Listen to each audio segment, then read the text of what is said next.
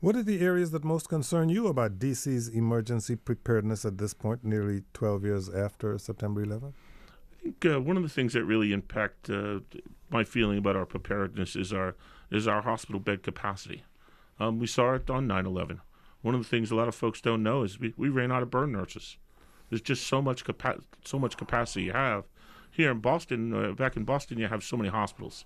I mean, teaching hospitals, you've got some of the greatest hospitals in the world. We have great hospitals here, but we don't have that much capacity. And when you lose Greater Southeast and you lose some of the capacity that's out there, we need to really work as a region. And it's going to go a lot further than just a few miles. And the nurses organization here in town is campaigning for a law to get more nurses in the hospital, saying there's not enough nurses there.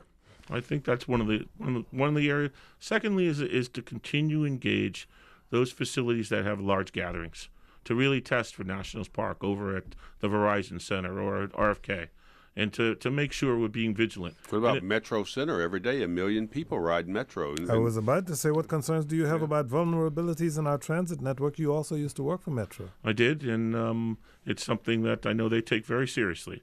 But that is a very open system. We can lock down Washington. You can put a lot of folks at all the monuments. But when you're talking about our transit system, where it's one of the great civic areas of pride in the region and in this country, is our Metro transit system. That's where the men and women of the police department there have done a phenomenal job. But it is something, again, the citizens have to be part of that.